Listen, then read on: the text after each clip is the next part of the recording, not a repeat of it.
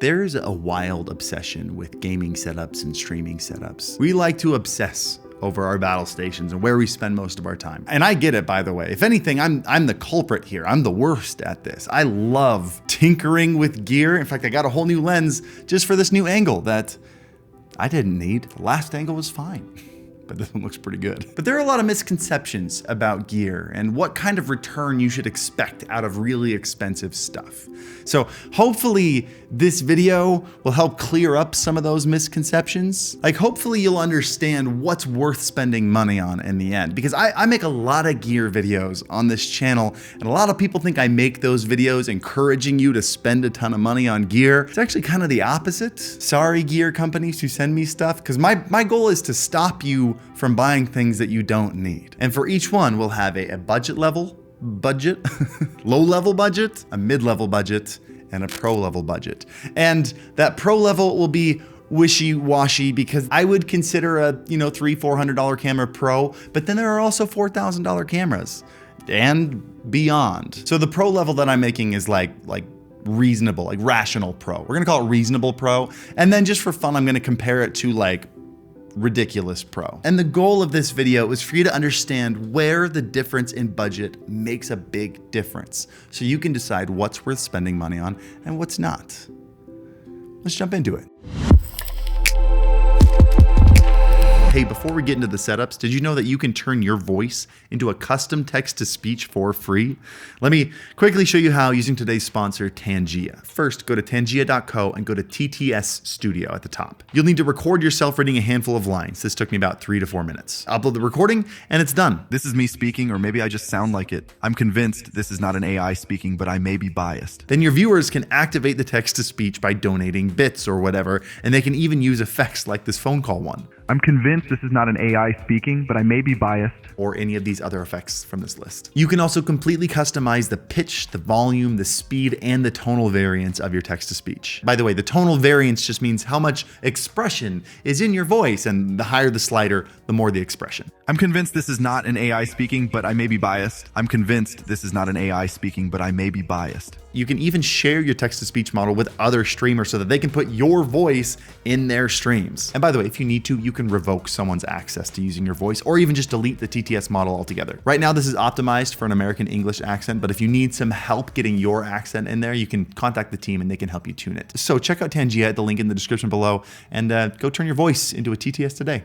Back to the video. So I spent a couple minutes setting up the budget setup. It did not take long at all, but if you have any guesses on what each of these setups are gonna be, any gear guesses that you think are my favorite at each budget, go ahead and drop them in the comments. If you don't have any guesses, just drop your favorite emoji because it helps with engagement, so thank you. And hit the like button while you're down there. But let's jump into our low budget setup.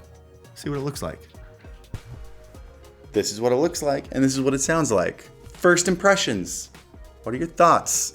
Is it good? Is it better than you expected? Honestly, it's better than what I expected for a specific reason. And I'm dying to know what your guesses on this camera were. I'm betting none of you. Maybe some of you got it right, but I'm betting it's very little of you because I didn't buy a cheap webcam for this. Like I first was planning on doing like a Logitech C920, or maybe even going up to like the Logitech Stream Cam, which is newer, looks a little bit better, but it's still sub $100 on Amazon right now.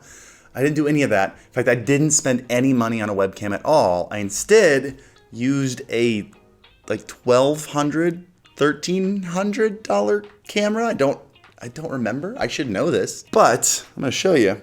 It's the camera that was already in my pocket. Yeah, I just used my phone. I used Epoch Cam, and with how good these cameras are getting, this thing looks amazing. Here, check this out. You can see up top here, I've got Epoch Cam, or I guess Elgato Camera Hub that's controlling Epoch Cam, and it's feeding into OBS down here. My phone is just wired directly into my laptop over a USB cable, and there is very little delay there. That's pretty good. And on top of that, you can control which camera you want. So if you want to go wider, you can go wider. Or you want to really zoom in, I mean, you can.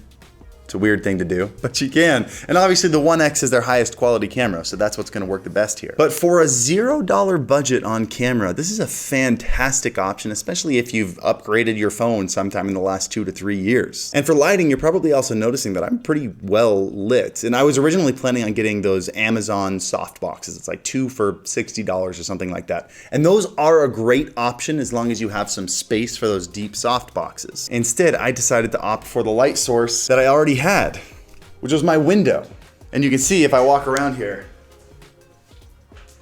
it's just my window covered by a gigantic diffuser, which makes it look amazing. It's so soft. This is a $25 white sheet, essentially. It's designed for diffusion, that's what it's for, but it was 20 feet long and 5 feet wide, so I can hang it from floor to ceiling and have it go over twice.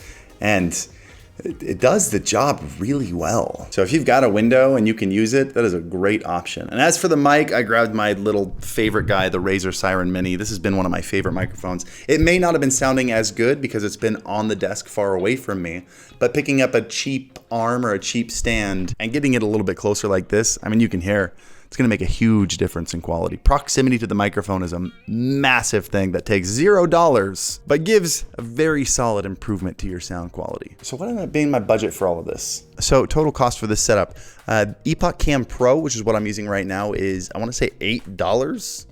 Permanently, a one-time cost. If you're on a Mac, you can actually also just use continuity camera for free. It just, your Mac recognizes your phone as a webcam. That's another great option. But I did find that you have some fewer options there. You can't change the lenses. You don't have the adjustments that you have in the Camera Hub by Elgato, but also a great choice. But $8 for that. Sheet was $25. That makes $33 total. And then this microphone is $40. That brings us the grand total, $73 for this entire setup. Tell me what you think.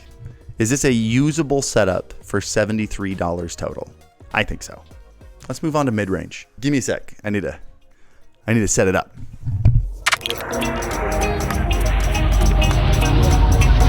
Finding like a middle budget stream setup has gotten really hard. So mid-range used to be like a stop between budget and pro that you would get on your way towards upgrading. Now it seems like a different end goal. If you want higher quality stuff, but you don't want to deal with a full-on camera and a capture card, you just get a really nice webcam. And so that's kind of what we're dealing with here. This is like end game for people who like to keep it simple.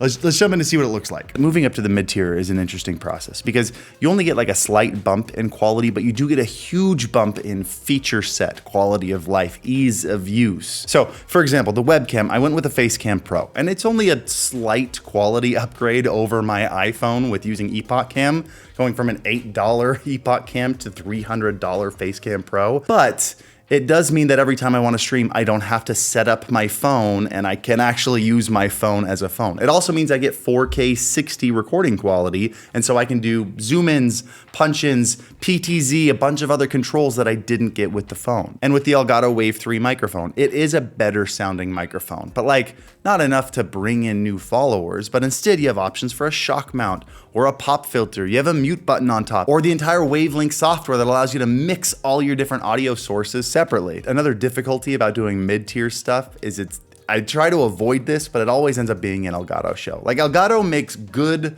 premium mid-tier stuff. They understand that if you want a good, like the best mid-range product, you make it slightly above mid-range with amazing software. And that's what they do every time, and they nail it. So the light is the Elgato key light. It's super convenient. You can turn it on and off from the Stream Deck. It's really well diffused, so you get a nice even light. It comes with a nice desk mount stand. I could have chosen a number of other lights, some that I actually really like, but none of them quite have the large surface area, properly diffused, high quality light. So it feels like doing a system like this is what you do instead of going pro. If you don't ever feel like going full mirrorless camera, you want something simple and plug and play, you go with the Facecam Pro. But I want to show you how easy it is and kind of cheap now to get a good pro setup. So let's jump into that. The best thing about pro builds is you can do whatever, anything your brain can think of, like you could turn it into a pro build. Like this setup right here, we used this. This was a setup on stream and it looked super cool. So I'm gonna be building one of them with some reasonably priced pro gear. All right, what you're looking at now is what I would consider a reasonable pro setup. Before I jump into this, have you noticed much of a difference between this camera and the previous ones? Do a side by side. First, let's put it next to the iPhone, side by side, so you can kind of see the difference here. Now, let's do a side by side between this one and the Elgato Facecam Pro. What's the difference that you're seeing here? First of all, you're gonna get a little bit more accurate colors. You're gonna get a little bit more dynamic range, so the highs and the lows can all be in the same shot without blowing out.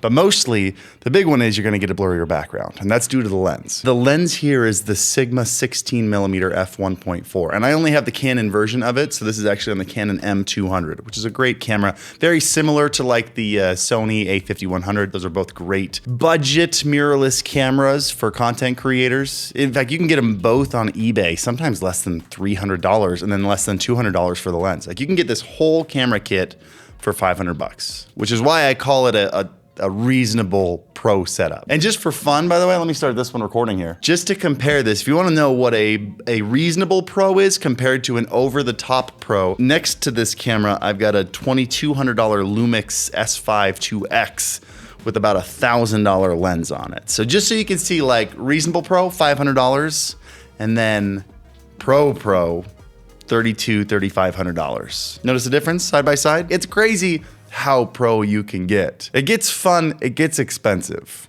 Let's jump into the mic. This is also very reasonable pro audio. So this is the Elgato Wave DX. It's a $99 microphone, and it's plugged into the Elgato Wave XLR. I specifically used this microphone because it's kind of been tuned to sound good right out of the box. I mean, you can go full send the Shure SM7B. In fact, let's do that real quick. I'm eyeballing all this. Let's hope it sounds good. But honestly, what's the difference between this microphone? Testing, 1, 2, 3 on the SM7B. Testing, 1, 2, 3 on the Wave DX. Do you notice a difference between the two? A $400 mic versus how does it sound on the Wave DX? Is there any difference? And the last piece is the lighting. The last thing you might notice is that I don't have hot spots on my face at all. And that's because my surface area for my light has gone from something this big to something this big. This is an Aperture, well technically Amaran, they're more consumer friendly line. This is an Amaran 200D, very bright light. This is only set to 10%, I think, but it's a massive surface area which lights your face much more smoothly. You don't get hot spots in the portion of your face that are directly facing the light. Also, when it's much larger like this, you're able to get a side angle while also still covering a little bit over onto the shadowy side. That allows you to do things like get more contoured and shadowed lighting without completely darkening the shadow side of your face. So you have a little bit more flexibility. But this makes me want to do a whole video setup on like a bunch of different pro setups and different options and a bunch of different budget options and setups.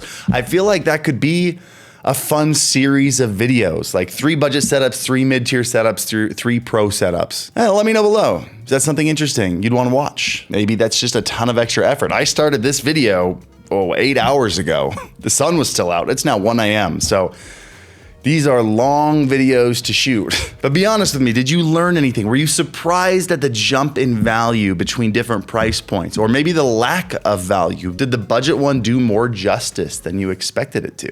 It always does to me. If you're still watching, please hit the like button down below. I know you liked the video. That's why you're still here. And also while you're down there, leave your favorite emoji in the comments because, you know, it's engagement and it helps out the video. So I love you guys. Have a great one. I'll see you in the next video. And as always, happy streaming.